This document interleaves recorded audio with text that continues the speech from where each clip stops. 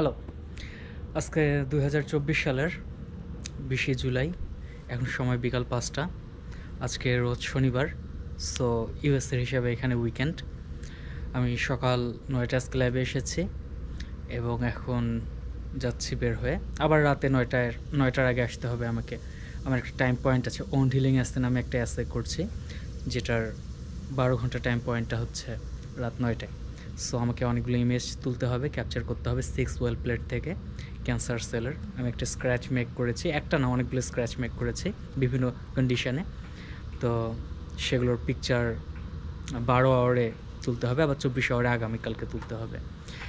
তো যাই হোক, এক্সপেরিমেন্ট নিয়ে জ্ঞান দেওয়ার উদ্দেশ্য না। ব্যাপার হচ্ছে যে এখন আমি যাব, আমার খুব ঘুম পাচ্ছে আর কি। এই জন্য ভাবলাম যে বাসায় গিয়ে একটু ন্যাপ নিয়ে চলে আসি। আর রাতে ঘুম কম হয়েছে। কোটা আন্দোলন নিয়ে আসলে সবাই যেহেতু কনসার্নড, আমিও কনসার্নড একজন বাংলাদেশি হিসেবে। সো ওভারঅল রাতে ঘুম কম হয়েছে এইসব চিন্তাভাবনায় এবং মোবাইল স্ক্রোলিং, এবং ব্রেনটা এখন এক্সাইটেড হয়ে থাকতেছে আসলে নিউজগুলোতে। সো ব্রেন এক্সাইটেড থাকলে যেটা হয় কি, আপনার তো রাতে ঠিকমতো সাউন্ড স্লিপটা হবে না, এবং ওই মোবাইলে স্ক্রল করতে গিয়ে যে টাইমে আমি ঘুমাই তার চাইতে ২ ঘন্টা লেট করে ঘুমিয়েছি। সো ওভারঅল ঘুম কম হওয়ার কারণে আসলে খারাপ লাগছে। তো ভাবলাম যে কনসেন্ট্রেট যতক্ষণ করতে পারছিলাম ততক্ষণ ল্যাবেই ছিলাম। যখন মনে হলো না এখন আর কনসেন্ট্রেট করতে পারছি না, সো এখন গিয়ে একটু ন্যাপ নেওয়া দরকার, না হলে অকারণে এখানে থেকে লাভ নেই। আর এখানে ল্যাবের মধ্যেই ন্যাপ নেওয়ার ব্যবস্থা হয়তো করা যেত, বাট আরাম পেতাম না আর কি। তো থাক, একটু আধা ঘন্টা হোক ১ ঘন্টা হোক, যে ন্যাপটাই নেই না কেন, একটু আরাম করে বাসায় গিয়ে বিছানায় নিজের সুন্দর একটা পরিবেশে ন্যাপ নিয়ে ইনশাল্লাহ পরে অন্য কাজ করা যাবে আর কি। আমার টু ডু লিস্টে আরও বেশ কয়েকটা কাজ বাকি আছে আজকের জন্য। তো আমি আজকে আমার মেন ক্যাম্পাসটা দেখাতে চাই আপনাদেরকে, ঠিক আছে? মেন ক্যাম্পাসটা দেখাবো আমি। তো বাসায় ঢোকার আগে আমি মেন ক্যাম্পাসে যাব। মেন ক্যাম্পাসটা আমার বাসার পরে, বাট সমস্যা নেই, আমি আগে মেন ক্যাম্পাস ঘুরে এসে তারপরে এরপরেই আমি বাসায় ঢুকবো আসলে আজকে এখন। তো এই সুযোগে আমার মেন ক্যাম্পাসটাও ভিডিও করা হয়ে গেল। এই আসলে ফার্মেসি স্কুল আর মেন ক্যাম্পাস বেশ দূরে আর কি। আমি এখন ফার্মেসি স্কুলের সামনে আছি গেটে, আর মেন ক্যাম্পাস এখান থেকে কয় মাইল দূরে হবে? 1.1 অ্যান্ড 1.1, মোটামুটি 2 মাইল দূরে এখান থেকে। তো ফার্মেসি স্কুল আর মেন ক্যাম্পাসের ডিস্টেন্স 2 মাইলের মতো। কিলোমিটার হিসাব করলে আরও বেশি হবে, 3.2 হবে, 3.2 কিলোমিটার মেবি, আই গেস। এই ঠিক আছে, লেটস গো, চলুন দেখে আসি আমাদের মেন ক্যাম্পাসটা দেখতে কেমন। এখানে বলে রাখি, আমরা কিন্তু বেশ দুঃখে থাকি যে আমরা এই ক্যাম্পাসে, কারণ এই ক্যাম্পাসটা লেস ভাইব্রেন্ট, মোটেও ভাইব্রেন্ট না, কেমন একটা ডিপ্রেসিং এনভায়রনমেন্ট আর কি এখানে। কিন্তু মেইন ক্যাম্পাস কিন্তু অনেক ভাইব্রেন্ট। ওখানে মানুষ দেখা যায়, মানে পরিবেশটাই ভিন্ন রকম। ওখানে থাকলে ভালো হতো, বাট কি আর করার, আইসোলেটেড একটা এনভায়রনমেন্টে পিএইচডি 4 বছর করছি, আলহামদুলিল্লাহ, সমস্যা নেই। ঠিক আছে, তো যাই। এই যে আমি আমার স্কুটার চালু করে দিলাম, বিসমিল্লাহ।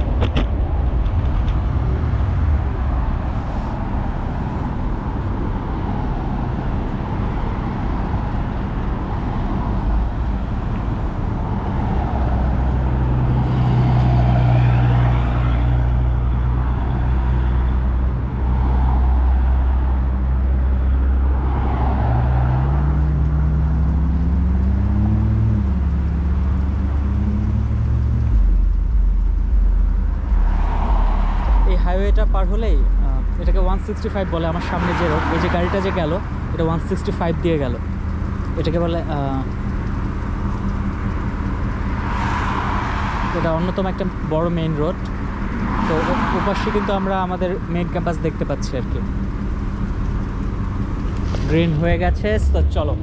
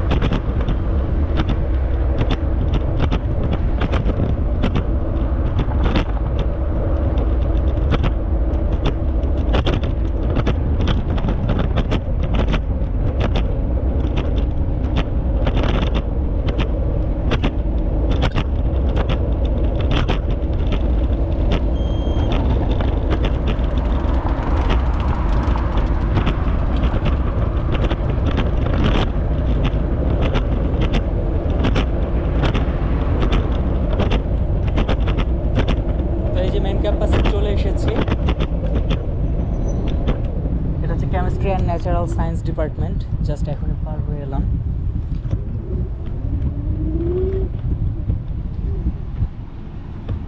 এখানে বায়োলজি ডিপার্টমেন্টও আছে। আর সামনে একটা স্টারবাকস আছে। আমি দুদিন খেয়েছিলাম এই স্টারবাকসে।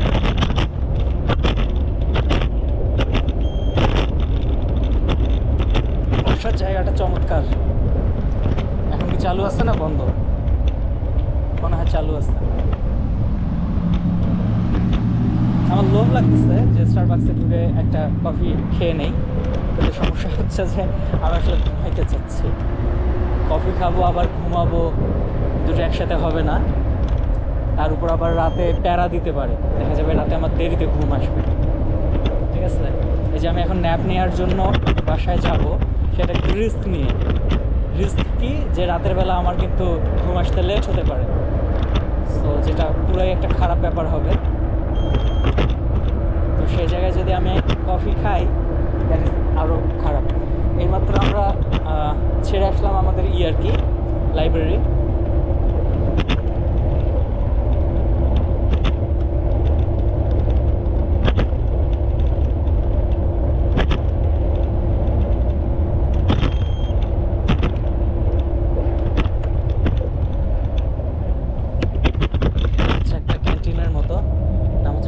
ডাইনিং হাতের বাম পাশে ছিল আমার।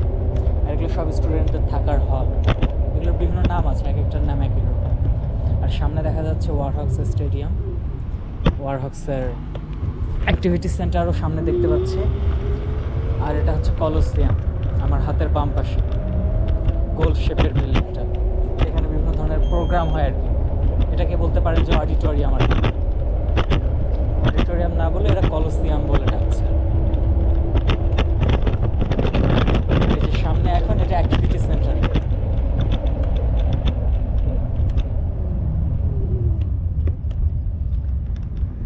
ঠিক আছে, আমি তাহলে একটু যাই অ্যাক্টিভিটি সেন্টারের এদিক দিয়ে অন্য জায়গায় যাব।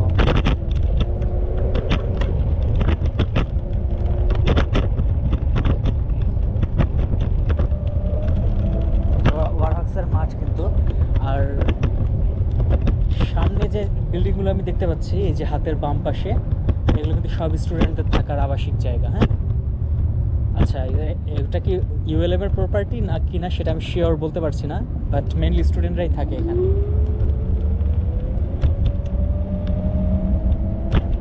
আরে বাবা, এটা সবগুলো তো দেখি যে হ্যান্ডিক্যাপদের জন্য আর কি, বেশি নর্মাল পিপলের পার্কিং।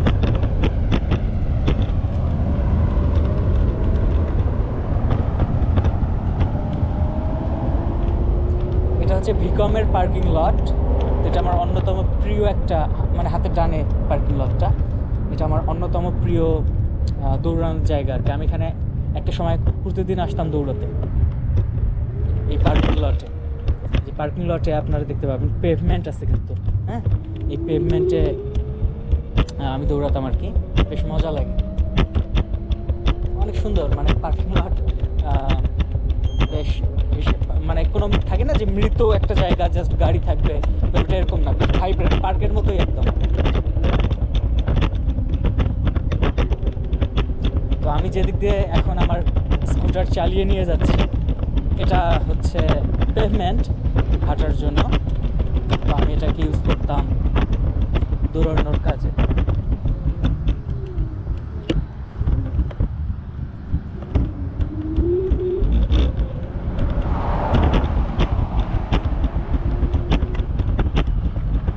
এপাশ থেকে ইউএলএম এর স্টেডিয়ামটাকে আরেকবার দেখে নেই, অনেক বড় কিন্তু। মানে এটা ড্রোন ছাড়া আসলে পুরো এরিয়াটা কত বড় কভার করা পসিবল না। জাস্ট নিজের মেমোরির জন্য একটু আমি রেকর্ডিং করে রাখছি। এই গাছগুলো আমার অনেক ভালো লাগে, বেশ বেটে বেটে গাছ, কিন্তু অনেক বেশি ছায়া দেয়, একদম ছায়া শীতল। এবং এগুলোকে আমি মাইল ফলক হিসেবে ইউজ করতাম, যে এই গাছ থেকে দৌড়ানো শুরু করলাম, আবার এই গাছে এসে থামবো, এক রাউন্ড আর কি, এরকম করে 5-6 রাউন্ড দিতাম। আর এর পাশে যেটা দেখতে পাচ্ছি এটা হচ্ছে ভিকমের মেডিকেল স্কুল। ভিকম মানে Edward Via college of osteopathic medicine. তো ভিকমের ক্যাম্পাসটাও আমি এখন যাব। আমি কিন্তু ভিকমের স্টুডেন্ট, আমি কিন্তু ভিকমের সাথে অ্যাফিলিয়েটেড। আমার ফান্ডিং ইউএলএম থেকে আসে না, মাশাআল্লাহ ভিকমের একটা ফান্ডিং কোলাবোরেশন আছে ইউএলএমের সাথে। তো ভিকম 2 জন স্টুডেন্টকে নেওয়ার জন্য ফান্ড অফার করেছিল, আলহামদুলিল্লাহ। তো সেখানে ইন্টারভিউ দিয়ে আমার সিলেকশন হয়েছে। আমাকে খুব একটা আসতে লাগে না এখানে এই বিল্ডিংয়ে, কারণ আমার ওয়ার্ক স্টেশন তো ইউএলএম ফার্মেসি কলেজে। কিন্তু যখন আসি তখন আমার নিজের মনে হয় না যে আমি আমার বাড়িতে আসছি আর কি।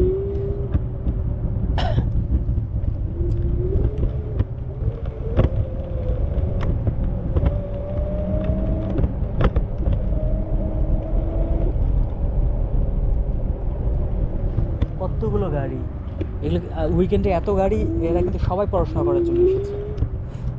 লাইব্রেরিতে বসে গ্রুপে স্টাডি করছে, নাহলে উইকেন্ডে এত গাড়ি থাকার কথা না। অসাধারণ এই জায়গাগুলো, অসাধারণ। যেটা একটা লেক, এই জায়গায় কিন্তু এখানে কায়াকিং হয় না দেখে যেটা মনে হচ্ছে, কায়াকিংটা অন্য সাইডে হয়, কিন্তু এখানে ওই যে কি জানি সব স্পোর্টস হয়, ঠিক আছে। ওই পাটাতন একটা দেখা যাচ্ছে না, স্পোর্টসটার নাম ভুলে গেছি এখন, বাট ওয়াটার স্কিইং, হ্যাঁ মনে হয় ওয়াটার স্কিইং এরকম কিছু একটা নাম হবে। ঘাসগুলো থেকে তো পানি দেওয়া হচ্ছে স্প্রিংলার দিয়ে। ঘাসগুলো যে এত সবুজ, এমনি এমনি কিন্তু সবুজ না, ক্যালকুলেট করে সুন্দর ডিস্টেন্সে স্প্রিংলার বসানো আছে। কিন্তু দিনের বেলা দিচ্ছে কেন? ও এগুলো মনে হয় রাতে দেয়। হাতের বাম পাশে যে ঘাসগুলো দেখতে পাচ্ছি, আর ডান পাশেগুলো মনে হয় দিনে দিচ্ছে। মানে টাইম মনে হয় ভাগ করা আছে, না হলে ওয়াটার প্রেশার হয়তো মেনটেন করতে পারে না পাইপ, এরকম কোনো একটা কারণ থাকতে পারে। বেশ অনেক দূরে পানি ছুটতেছে। ভিকমের বিল্ডিংটা কিন্তু পুরনো না, নতুন। হ্যাঁ, 2018 সালের পরে বানানো হয়েছে, কিন্তু দেখে মনে হয় নতুন, মানে দেখে মনে হয় পুরনো আর কি, কারণ পুরনো স্ট্রাকচার ফলো করা হয়েছে। আচ্ছা, এখানে কিন্তু আমি কচুর গাছ দেখতে পাচ্ছি, হ্যাঁ নিচে কচু শাক। তো এগুলো কিন্তু অনেক সময় বাংলাদেশিরা নিয়ে গিয়ে রান্না করে খায়, আমি কখনো করিনি। শাক আমার অত মানে এমনি পছন্দ, খাইতে পছন্দ, রান্না করতে পছন্দ না আর কি মানে শাক রান্না করার অভ্যাসটা নাই, যদি থাকতো তাহলে আমিও হয়তো নিয়ে যেতাম।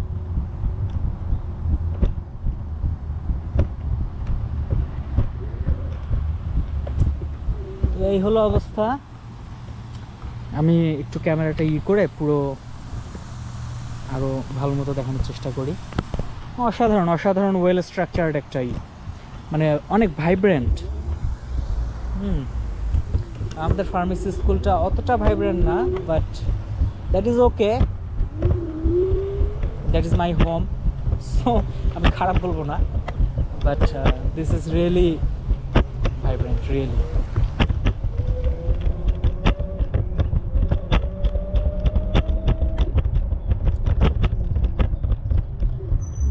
একবার আমি এই রোডে গিয়েছিলাম রাতের বেলা, রাত কয়টা মনে নেই, আটটা অথবা 9টা এরকম কোনো একটা সময় হতে পারে। তো এখানে কিন্তু অন্ধকার আছে সামনে, হ্যাঁ, সব জায়গায় তো আলো দেওয়া সম্ভব না, সামনে কিছু অন্ধকার আছে। তো সেই জায়গায় দেখলাম যে হরিণের পাল রাস্তা পার হচ্ছে।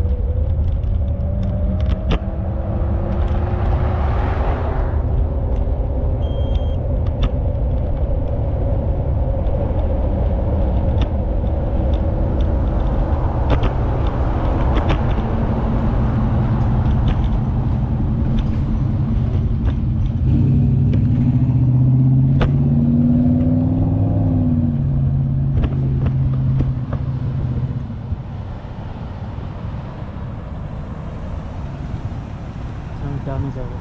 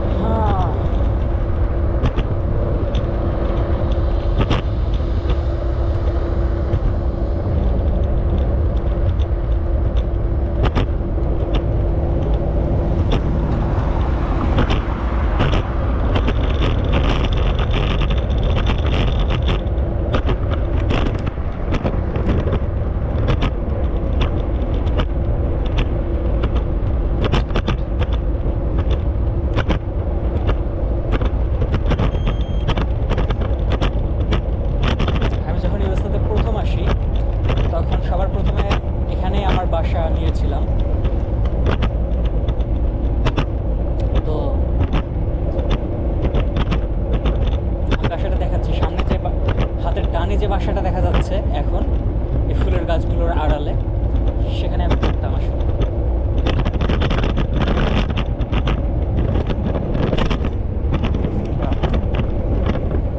এটাকে বলে স্টেডিয়াম প্লেস অ্যাপার্টমেন্টস, ঠিক আছে। এটা ক্রিল প্রপার্টিজের আন্ডার একটা সেকশন। ক্রিল প্রপার্টিজ নামে একটা ওনার আছে। তো এখানে অ্যাপার্টমেন্ট নাম্বার 8 দোতলায় যে অ্যাপার্টমেন্টটা আছে সেটাতে আমি থাকতাম। বেশ সুন্দর, এখানকার পরিবেশটা অনেক সুন্দর। মানে ফেরান্ট কেমন জানি মৃত মনে হয়, যেন কেমন একটা ডিটেনশন সেন্টার। হ্যাঁ, দ্বিতীয় বিশ্বযুদ্ধের সময় কয়েদিদেরকে যেসব ডিটেনশন সেন্টারে রাখা হতো ওরকম মনে হয় ফেরান্টে আমার। এই জায়গাটা অনেক নিরিবিলি, পেছনে সুইমিং পুলও আছে। বেশ ভাইব্রেন্ট, অনেক ভাইব্রেন্ট। মেইন ক্যাম্পাস অসাধারণ ভাইব্রেন্ট।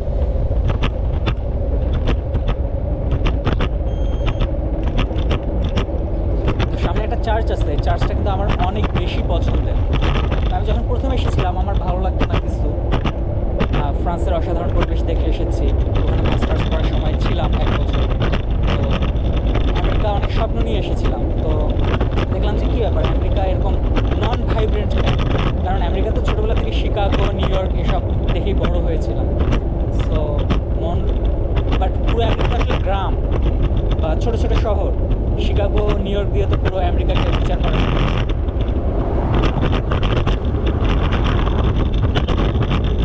তো ওভারঅল আরও অনেকগুলো কারণ ছিল, 5-6টা কারণ ছিল। আমি পাবলিক প্লেসে সেগুলো বলতে পারবো না। তো যে কারণে আমার মন সবসময় খারাপ থাকে।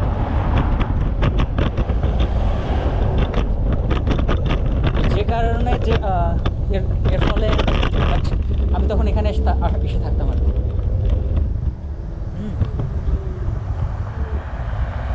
বলছি রাস্তা পার হয়ে নেই, গাড়ি আসছে তাই রাস্তা পার হতে পারছি না। এবার পার হব।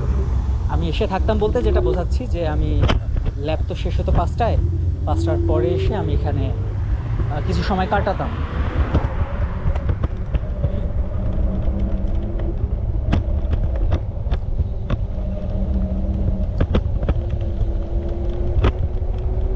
তো বেশ ভালো লাগতো আমার, অসাধারণ ভালো লাগতো কিন্তু মানে কম্পারেটিভলি আর কি, মানে রিলিফ ফিল হতো। এই চার্চ আমি আমি কেন জানি চার্চগুলো অনেক অনেক বেশি পছন্দ করি। চার্চগুলো এত সুন্দরভাবে বানানো হয়েছে, দেখুন চার্চ ছোট্ট একটু মাঝখানে, কিন্তু চারপাশে কিন্তু কি সুন্দর একটা পেভমেন্ট দিয়ে রেখেছে। এবং আমি এখানে কতদিন যে দৌড়েছি, আমি অনেক দৌড়েছি এই রোডে। হাঁটতে আর কিসে আসতাম, হেঁটে আসতাম, কিন্তু বেশিরভাগ সময় সাইকেলেই আসতাম আর কি। আমার একটা সাইকেল ছিল, সাইকেল কিনেছিলাম। তো এখান থেকে কিন্তু অনেক দূর হয়ে যায়, মানে এখান থেকে ফার্মেসি স্কুল অনেক দূরে। সাইকেলে করে আধা ঘন্টা চালাতে হতো আমাকে সাইকেল।